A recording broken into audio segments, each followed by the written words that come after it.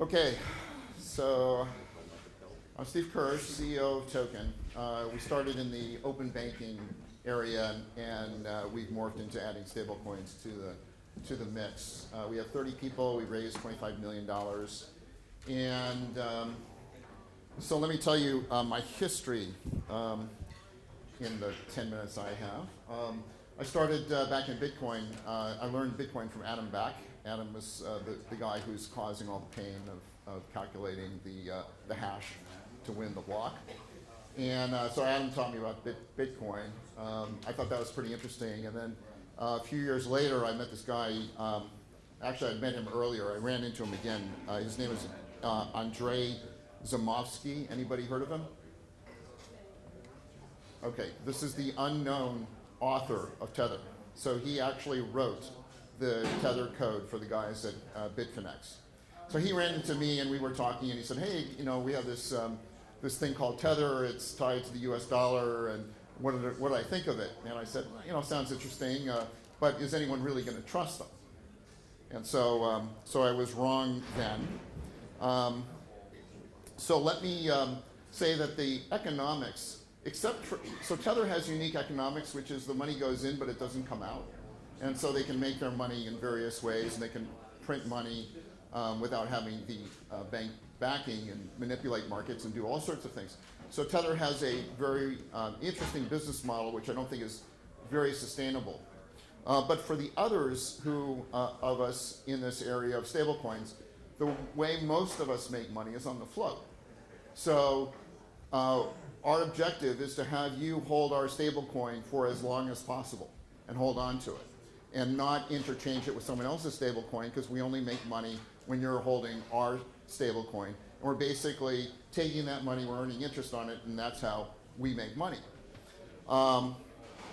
So our goal is to have you hold our stablecoin for as long as possible. And so everybody who's doing this is essentially in the same boat. They're all trying to grab for market share. So then the question is, okay, so you're in the same boat. How are you any different than the other 170, or maybe it's, I guess it's now 200 stable coins that are out there? How are you different? So first of all is to really think about, well, what's the end game going to be? So Eden has said, well, I think the end game is going to be a lot of them, but we had a conversation beforehand and we agreed that, well, there's probably one that's going to have the lion's share, and then it's the next one's going to have somewhat less and somewhat less. And if you're one of the big 1, 2, or 3, then you're going to make a lot of money. And if you're not, it's going to be tough. And so the question is, well, how do you get into the 1, 2, or 3 position? And so the approach that we've taken is to say that, okay, let's not try to do us against the world. That's going to be kind of tough. Let's take a federated approach where we create a stablecoin and other people can issue that stablecoin essentially under our brand name or under their own brand name, but it's completely fungible. So that if you if you had the Hobie white labeled version of our stablecoin and you put it into Binance, it's really the same coin. And so Circle is doing that federation model where Circle allows people to issue the USDC coin, or I should say center to be more precise. And we're also taking that model. And the way that we differ from them is that they trust each issuer to hold on to the assets. And we think that's a fundamentally flawed model. So we have centralized treasury for this. And that means that as you add issuers, you don't have to worry about trusting each issuer, that there's no systemic risk caused by that. And the other thing is that we give people an opportunity to earn more money than they could in a typical federated model. So in our system, you can earn money not just by the holders. It's basically you kind of own the people that you've issued the coin to. And so it's not just, if you're an exchange, it's not just how much you have in the exchange that you can earn money on, but also who you provision. And so it's a clever incentive model to make it really attractive for people to choose our coin versus the USDC coin.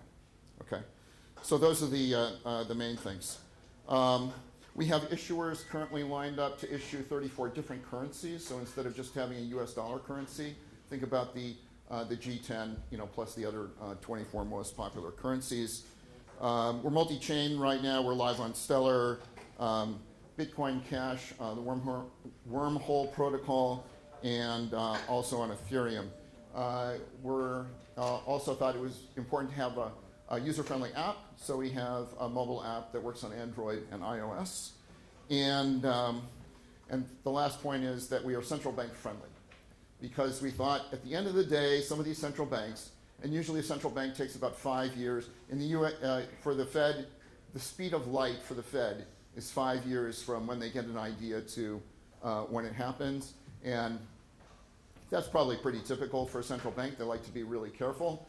And so in the event that a particular central bank wants to step in, we don't have to flip any switches in our model. Everything works the same, except that the central bank becomes the custodian for the funds, and so they can control the issuance and so forth.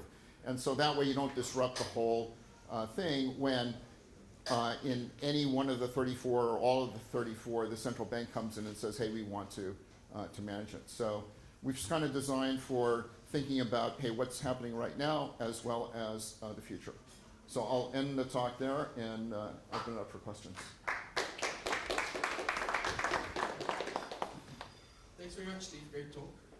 I'm really interested to hear more about this provisioning incentive that you described for how you differentiate yourselves from Center. What is the revenue source, and how do you measure it or distribute it? Yeah, so as I said, the revenue source is the floats, but everybody's got their assets in one central pool. So no matter who has issued it, the US dollars all go into, they're being held by Bank A in the US, and for euros it's held by Bank B in Europe and so forth. So that's that central pool, so that generates interest. And then the question is, well, how do you divvy up the interest and how do you allocate it to people? And so instead of just saying how Center would do it, would be to say, well, how many assets did you sell to? But that can be very easily gamed, because someone can just cash out of one and then buy the other one and move the assets to a different issuer.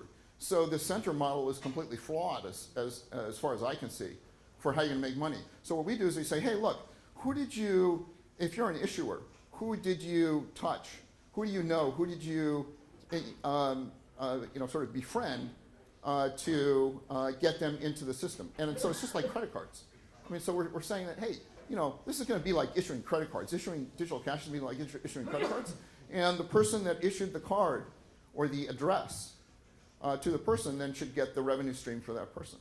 So we're basically saying, hey, this seems like a lot like Visa is going to be. And so let's create an incentive model that's very similar, where people are incentivized. And so the early guys who get into this are going to make a killing. And so it creates these incentives that says, hey, not only should I be an early mover, but I should be an aggressive early mover because it's a lifetime revenue stream. That's awesome. I actually just wrote a paper comparing the Center model to Visa, and they've been hiring a bunch of people out of Visa. I have one follow-on question, which is, how would you deal with revenue for something like the euro, where interest rates are effectively negative? So the treasurer is allowed to invest in cash and cash equivalents. And so a cash equivalent can be government bonds. And so that you can actually get a positive return on. And if you're a big depositor in Europe, you can actually have to pay the bank money. In our case, the worst case is we pay zero. And so then it's just a question of looking at what your liquidity is. And if you look at Tether's curve in terms of their assets, it keeps growing and growing and growing. So you don't have to, if you were to put a portion of that away into bonds, you can still make a return. And when positive interest rates come back, then of course you're going to make more money. Good question. Any more quick questions? Has there been a determination if these stablecoins are utilities or securities? Do they pass the Howey test or not? How do you? Yeah, it's interesting. I proactively contacted the SEC and said, hey, we're doing this thing. We just want to make sure we're clean. We just want to let you know what we're doing. And they said, well, your token may in fact be a security depending on how you issued it. I said, no, you got to be kidding me. because it's a one-to-one. It's one-to-one backed for cash. There's no return on expected. And so the Howey test boils down to, is there an investor who expects a return on their investment as opposed to them if they put in $1 and they're expecting to get more than $1 back, then you're probably going to be deemed to be a security. Here, we don't have that. It's one for one, so it's not considered security. Do you have to have a money transmitter license? Do you have to have a money transmitter license to issue dollar for dollar stablecoins? Sure. And so we spent way too long looking at the legal aspects of this because we were really concerned when we, the obvious thing is to contact Prime Trust and ask them, hey, what do you guys do and how does the issuance work? And I see that TrueUSD applied for an MSB license and all this. And so we spent a lot of time looking at the legal aspects of it. So at this point, we believe we structured it so there's a very clean demarcation line between the treasurer who holds the funds, the issuer who is licensed in that particular area to issue these tokens to people who have the requisite money transmitter licenses, so forth. So in the US, you have to be licensed. If you want to send to someone in state X, you have to be licensed in state X.